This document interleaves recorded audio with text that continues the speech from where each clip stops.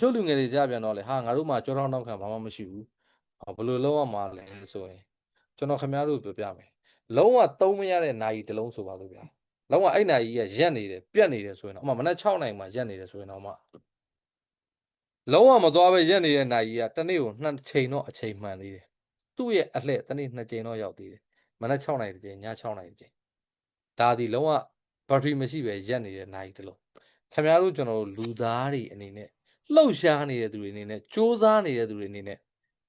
ရက်နေတဲ့နိုင်ထက်တော့ကျွန်တော်တို့ဘဝမှာအောင်မြင်မှုနဲ့တိုက်ဆိုင်လာနိုင်တဲ့အချိန်တွေအများကြီးရှိတယ်တခါတလေမှာအောင်မြင်သွားတယ်ဆိုတဲ့ပုံကိုယ်တွေအများစုကလည်းတနေ့ဒီလိုအကောင်ကြီးဖြစ်မယ်လို့မတွေးဘူးလက်ရှိအခက်အခဲလေးပြေလည်အောင်လုပ်ရင်းနဲ့ပဲအဆင်ပြေသွားတာကျွန်တော်အားလုံးသိတယ်မဇိုကာဘတ်ဆိုလဲ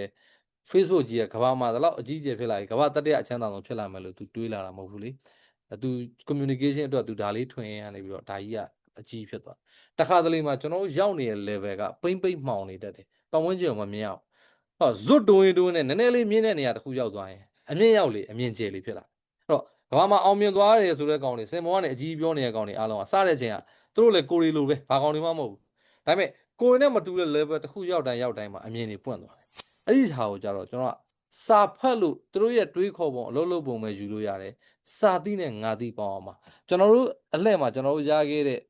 အကျိုးမြတ်တွေအောင်မြင်မှုတွေဆိုတာညီတို့အလှည့်မှာအခြေအနေချင်းတူချင်မှတူမှာအဲ့တော့ကျွန်တော်အမြဲတမ်းငါကဒါလုပ်လို့မင်းဒါလုပ်ရမယ်ဆိုတဲ့ idea ကိုကျွန်တော်မကြိုက်ဘူးအဲ့ကြောင့်ဒီ fitness education လောကမှာဟိုကတော့ဒီ program ဒီတိုင်းပဲဆော့မှာကျွန်တော်လက်မခံဘူး depend on individual ကျွန်တော်အမြဲတမ်းပြောတယ်တယောက်နဲ့တယောက်ကျွန်တော် gym trainer ဆိုရင်ဗျာအမွှာညီကိုကြီးလာဆော့ရင်တော့မှခန္ဓာကိုယ်ကြီးထွားတဲ့ပုံတုံ့ပြန်တဲ့ပုံမတူဘူးအဲ့တော့လူက unique ဖြစ်တယ်တယောက်ချင်းစီအဲ့တော့သူများပေတံနဲ့ကျွန်တော်တို့တိုင်းစရာမလိုဘူးဒါပေမဲ့ကျွန်တော်တို့ပေတံနဲ့ကျွန်တော်တို့ဘဝကိုကျွန်တော်တို့တိုင်းတာဖို့ဆိုရင်ပထမဆုံးကိုယ့်ကိုသိအောင်လုပ်မှာငါဘာကောင်လဲဆိုတာသိဖို့လိုတယ်အဲ့တော့ငါဘာကောင်လဲသိဖို့ဆိုရင်ကျွန်တော်တို့အကြောင်းအရာတစ်ခုမမောနဲ့မပိုင်နိုင်ပတ်စံမရလဲပြောနိုင်တယ်ဒီအကြောင်းပြောရင်စိတ်ချမ်းသာတယ်လို့တွေးရင်အဲ့ဒီအရာကခင်ဗျားရဲ့အားသာချက်ကအဲ့မှာရှိနေတယ်ကိုတကယ်ပျော်တဲ့အလုပ်ကိုလုပ်နေလူတယောက်တော့ကလောက်ရတိုင်းကကိုယ့်အတွက်စိတ်အပန်းပြေစရာကြီးပဲခန္ဓာကိုယ်မှာပင်ပန်းကောင်းပင်ပန်းနေအထိုင်များလို့ခါးတွေချီကောင်းချီနေလိမ့်မယ်ဒါပေမဲ့စိတ်ထဲမှာကြည်နူးနေမှာဥပမာဗျာမိတ်ဆွေတို့ကဒီကညီကောင်မောင်နှမတွေကတခြား sorry ဗျာခင်ဗျားတို့နယ်ပယ်ကျွန်တော်မသိတဲ့အတွက်ကျွန်တော်ရဲ့နယ်ပယ်လေးနယ်ပယ်ကျွန်တော်ဥပမာပေးကြည့်မယ်မိတ်ဆွေတို့ကကိုကျွမ်းကျင်တဲ့နယ်ပယ်နဲ့အစားထိုးပြီးစဉ်းစားကြည့်ပါပထမဆုံးကကျွန်တော်ဆိုရင်ကျွန်တော်ဘာအားတန်လဲဘာချစ်လဲဆိုရင်ကျွန်တော်ဒီငငယ်လေးကလေ့ကျင့်ခန်းလုပ်ရတာဝါသနာပါတယ်အဲ့ဒီလေ့ကျင့်ခန်းအကြောင်းဒီ training အကြောင်း diet အကြောင်းမမောတန်းကျွန်တော်ပြောနိုင်တယ်မမောတန်းပြောနိုင်တယ်ဆိုဒါကျွန်တော်ရဲ့အားသာချက်အဲ့ကိုယ့်ရဲ့အားသာချက်သိသွားပြီဆိုရင်အဲ့ဒီအားသာချက်ကဝင်ငွေမရဘူးဆိုရင်အချိန်ဖြုံးတာပဲတခါတလေမှာတချို့လူငယ်တွေ gaming ဆော့တယ်တချို့ကဆိုပါစို့ဗျာဝါသနာတစ်ခုတိုင်းတင်တယ်ကိုဝါသနာပါတဲ့အရာကကိုဝင်ငွေအဖြစ်မပြောင်းပေးနိုင်ဘူးဆိုရင်ကိုအတွက်ကိုအချိန်တွေဖြုံးတိတာရောက်တယ် energy ဖြုံးတိတာရောက်တယ်နောက်ကိုမှမှီခိုနေမိသားစုရှိရင်သူတို့ကိုကျွန်တော်သစ္စာဖောက်ရရောက်တယ်သူတို့ကကိုရှိနေခြင်းရဲ့အကျိုးကျေးဇူးကိုခံစားရမှာကိုကကိုလောကကြီးမှာตายရသလိုနေတယ်ဆိုရင်ကိုဒီတာဝန်မကျေတဲ့သူဖြစ်တယ်လူရလို့ဖြစ်လာရင်တာဝန်ယူတတ်ရမယ်ပြီးရင်ဘဝမှာကျွန်တော်တို့ဒီငါဒီဘလို့လူလဲဘဝကိုရည်မှန်းချက်ရှိဖို့လိုတယ်အဲ့နဲ့ပြောရင် motivation ဆရာအောင်မြင်နည်းပြရလို့မျိုးမီလီယံအဲ့ကျွန်တော်စိတ်ဝင်စားကျွန်တော်ပြောအောင်မြင်မှုဒီလူတစ်ယောက်နဲ့တစ်ယောက်တတ်မှတ်ထားတဲ့ပုံစံမတူဘူးဒါပေမဲ့ဗျာခမည်းနေခြင်းတို့နေလို့ရတယ်ခက်ရိုင်းပြောရင်တေးခြင်းတို့တေးလို့မရဘူးဘာလို့လဲဆိုတော့ခမည်းဒီမိသားစုရှိလာမယ်ချို့ဆိုအိမ်တော်မှာရှိနေတာသမီရှိခမည်းကျွန်တော်ကြိုက်တယ်လို့နေလို့ရတယ်ဒါပေမဲ့ကြိုက်တယ်လို့ဘဝကြီးကုံသွားလို့တော့မရဘူးကျွန်တော်တို့ generation ကျွန်တော်မိန်းမတွေကျွန်တော်ကလေးတွေကျွန်တော်နောက်သားစဉ်မိဆက်အတွက်ရှင်သန်ခဲ့တဲ့မှတ်တိုင်တစ်ခုတော့ကျွန်တော်တို့စိုက်ခဲ့ရအဲ့တော့ဘဝရဲ့ vision တစ်ခုသတ်မှတ်ထားရမယ်ဒီမှာရှိတဲ့မောင် A ဆိုတဲ့သူကဥပမာကွာ1000အနည်းဆုံးချမ်းသာမောင် B ဆိုတဲ့လူကမဟုတ်ဘူးငါလူဘယ်နှယောက်ကိုဒီပညာသင်ပေးနိုင်မောင် C ဆိုတဲ့လူကမြန်မာနိုင်ငံရဲ့ဤပညာကိုဘယ် level ထိရောက်ငါစူးစမ်းတယောက်နဲ့တယောက်သတ်မှတ်ထားတဲ့ဘဝကြီးကိုမြင်တဲ့အမြင်နဲ့စတန်ဖိုးထားတဲ့စံနှုန်းတွေမတူတဲ့အတွက်မင်းကငါနဲ့မတူတဲ့အတွက်မင်းမှားတယ်ငါမှန်တယ်ဆိုတာမျိုးမရှိဘူးအဲ့လိုပြောတဲ့ကောင်တွေတစ်ဖက်တည်းဝင်းတုံးနဲ့ရိုင်းမယ်ကောင်အဲ့ကောင်တွေခဏဖယ်ထားကိုယ့်ရဲ့ဘဝ mission ကိုသတ်မှတ်ပါအဲ့ဒီဟာအတွက်အဲ့ vision အကြီးငါဘွားရဲ့ပုံရည်ကြီးဖန်တီးပြီးအဲ့ဒီဟာကိုလှုပ်လိုက်တဲ့အပြုမူတိုင်းဒီနေ့စဉ်ကျွန်တော်တို့ခင်ဗျားတို့ကျွန်တော်တို့အလုပ်လုပ်ကြရတယ်နေ့စဉ်လှုပ်လိုက်အလုပ်တိုင်းဒီအဲ့ဒီရဲ့ပန်းနိုင်ကိုချင်းကပ်သွားတာပဲဖြစ်ရမယ်ဘာကြောင့်လဲဆိုရင်စက္ကန့်နဲ့အမျှခင်ဗျားတို့ကျွန်တော်တို့ဒီမရဏတရားစီကိုတွားနေရတာဖြစ် လောကကြီးမှာအသေးကြဆုံးအလုပ်ကခင်ဗျားမွေးထားပြီးပြီကျွန်တော်ဘူတာထွက်လာပြီနောက်ဆုံးပန်းဝင်ဘူတာရောက်မဲ့အချိန်ကိုအလှည့်ကျရောက်သွားပါခင်ဗျားမသွားချင်ရင်သွားချင်ရင်အဲ့ဒီဘူတာရောက်သွားရင်အားလုံးကျေးဇူးထူးဆန်းကြအောင်ဒါပြီးသွားပြီဒါပေမဲ့ရှင်သန်တရားဟောနေမှာမဟုတ်နော်ရှင်သန်တဲ့အခိုက်အတန့်လေးမှာကျွန်တော်တို့ဘဝယူကျွန်တော်မြင်တဲ့အမြင်လေးနဲ့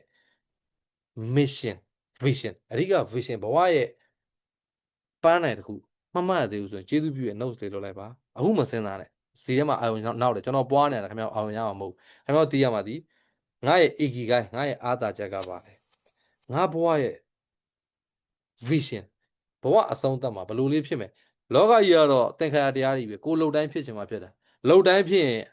လူလောကမဟုတ်တော့နိဗ္ဗာန်မုံကြီးဖြစ်နေမှာဒါဆိုခင်ဗျားကဘာလို့လှုပ်ခိုင်းလဲဆိုရင်အိမ်ကနေကျွန်တော်မနက်မိုးလင်းကားမောင်းပြီးထွက်တယ်ငါမန္တလေးသွားမယ်ကွာဆိုတဲ့ပန်းနိုင်တတ်မှတ်တိုင်း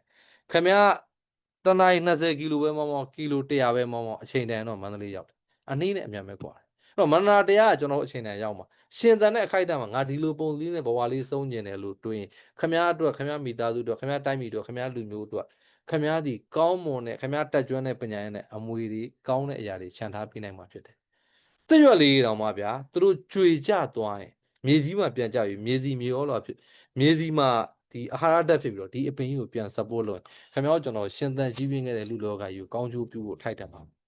တော့ဒီနေရာမှာတရားဟောနေတာမဟုတ်ဘူးဒါပေမဲ့ကျွန်တော်ရှင်သန်တဲ့ quality လေးနဲ့အတိတ်ပဲရှိစေချင်တာအဲ့လိုမဟုတ်ဘူးဆိုခင်ဗျားတို့ကျွန်တော်ပတ်ဝန်းကျင်မှာတွေ့ရမယ်ကျွန်တော်မင်္ဂလာဈေးနားမှာနေတယ်မနက်မိုးလင်းကုံထမ်းမှုလာတဲ့သူတွေသူတို့တော့အလုပ်လုပ်ရတဲ့သူမရှိဘူးမနက်ကဆိုမိုးတွေရွာတယ်ကျွန်တော်အစောကြီးနိုးတယ်ကျွန်တော် morning prayer လုပ်ပြီးတော့ကျွန်တော် coffee လေးတောက်ပြီးတော့အပြင်ငေးနေ9နိုင်လောက်ပဲရှိသေးတယ်မိုးတွေရွာထီးလေးရင်လာကြအဲ့ဒီလူတွေကခင်ဗျားမယုံတကြည့်69ရာခိုင်နှုန်းဒီနောက်10နှစ်နေလဲဒီလုံးမှာပဲရှိအလုပ်တွေကပြောင်းသွားမယ်ဒီ level မှာပဲရှိတယ်အဲ့လိုပြောလို့ဒီပုံကိုယ်တို့ညံ့တယ်လို့အရေးချင်းတချို့ကောင်တွေလူဘာဝတယ်လေ motivation ပြောရင်ပတ်သက်မရှိရင်ပဲဟိုအရေးလူမပီသားဆိုအဲ့ဒါခိုင်ရိုင်းပြောအဲ့ဒါလူဘာဝ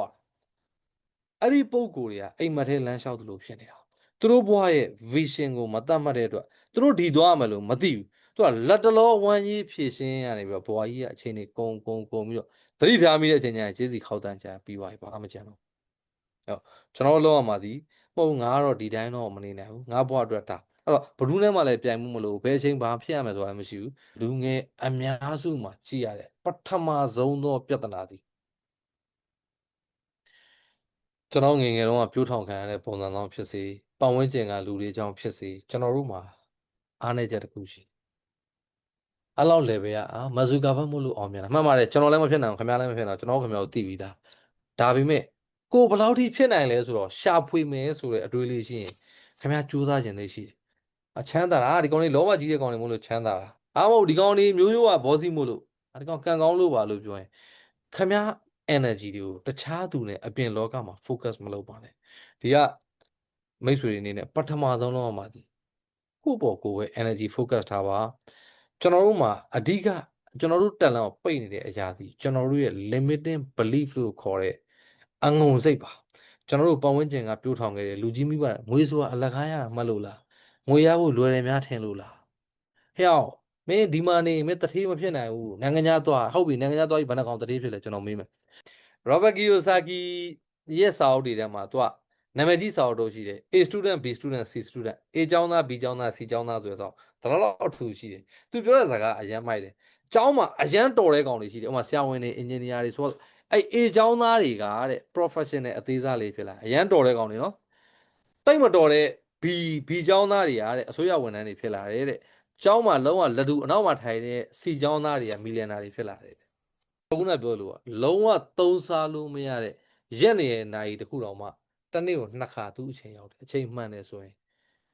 ခင်ဗျားတို့ကျွန်တော်လူသားတွေစဉ်းစားမပြတ်တိုးတက်တယ် challenge တွေလက်ခံပြီးတော့ဘွာကြီးကိုပြောင်းလဲအောင်တိုးတက်နေတယ်ဆိုရင်ခင်ဗျားတို့ကျွန်တော်တို့အောင်မြင်မှုကိုထိရောက်နိုင်တဲ့အချိန်တွေအများကြီးဖြစ်လာနိုင်တယ်အဲ့တော့ရှင်းရှင်းလေးပါအများစိတ်ညစ်စရာကိုမလိုပါဘူးခင်ဗျာကိုမထိန်ချုပ်နိုင်တဲ့အရာတွေကိုအရေးမပါတာအရာမပေးဘူးကို control မရှိတဲ့အရာကိုကျွန်တော်တို့လိုက်မခံသားဘူးဆိုခမ ्या ကောင်မလေးကခမ ्या ကိုထားသွားလဲခမ ्या ဝမ်းနေစရာမလိုကိုဘက်ကအကောင်းဆုံးပေးလိုက်မရတော့ဒို့ကိုရဲ့အချစ်ကိုရဲ့ energy ကိုပိုကောင်းတဲ့အရာမှာပေးမယ် James Lee ကဘာပြောလဲဆိုမစ်သက်မှတ်တဲ့ပန်းနိုင်အတိုင်းမင်းဖြစ်လာမှာမဟုတ်ပါဘူးတဲ့သူကအားမလျှော့ပါနဲ့ဘယ်တော့မှဖြစ်လာမှာမဟုတ်ဘူးလို့ပြောချင်တာအဲ့ဆိုရင်ဘာဖြစ်လာနိုင်လဲဆိုရင်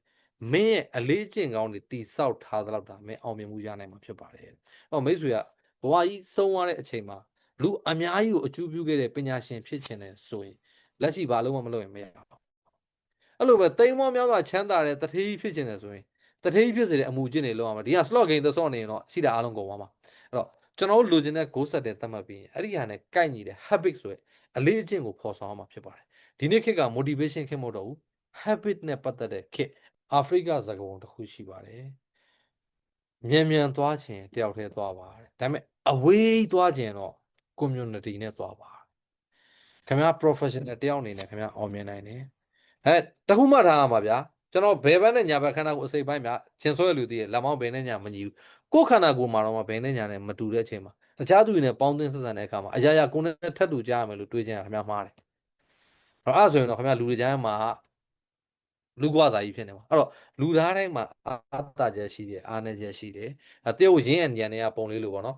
အဖြူတစ်ချမ်းအမဲတစ်ချမ်းအဖြူထဲမှာအမဲဆက်လေးရှိတယ်အမဲမှာအဖြူလေးရှိတယ်အဲ့ဒါလူတဘာဝဖော်ပြတာဘလောက်ကောင်းတဲ့လူဖြစ်ဖြစ်သူ့မှာ dark side ရှိတယ်ဘလောက်ပဲဆိုးတယ်လို့ပြောတဲ့လူဖြစ်ဖြစ်သူ့မှာကောင်းကွက်လေးရှိတယ်ကျွန်တော်တယောက်ပေါင်းတဲ့အချိန်ကျရင်မတူတာတွေခွဲလို့တူတာတွေတွဲလို့ရတယ်အဲ့လို community လုပ်ပြီး professional society တစ်ခုလုံးကြီးပွားတိုးတက်အောင်လုပ်လို့ရတယ် relationship မှာဒီလူနဲ့ဆက်တွဲရမလားမသိဘူးဒီလူနဲ့ပေါမလားမသိဘူးလို့လေးနေတဲ့အချိန်ကျရင်ချက်ချင်းရက်လိုက်ဘာလို့လဲဆိုတော့ပေါင်းသင်းဆက်ဆံတဲ့ communication မှာကိုယ်ရင်ထဲမှာကိုယ်ဝိညာဉ်ထဲမှာနာကျင်နေအဲ့ဒီဟာကခင်ဗျားတို့ကလုံးဝမကောင်းနိုင်တဲ့အရာခင်ဗျားရက်ကိုချက်ချင်းရက်လိုက်ရမယ်အရာနော်ဒါပေမဲ့အလုပ်တွေမှာလေးနေတာကြတော့ခင်ဗျားရဲ့မသိစိတ်ခင်ဗျားရဲ့ပြင်းနေတဲ့စိတ် comfort zone နဲ့မထွက်ချင်တဲ့စိတ်အဲ့နှစ်ခုပြောင်းပြန်လေးကျေးဇူးပြုမှတ်ထားပေးပါတနေ့အသုံးဝင်လာမယ်လို့ထင်ပါတယ်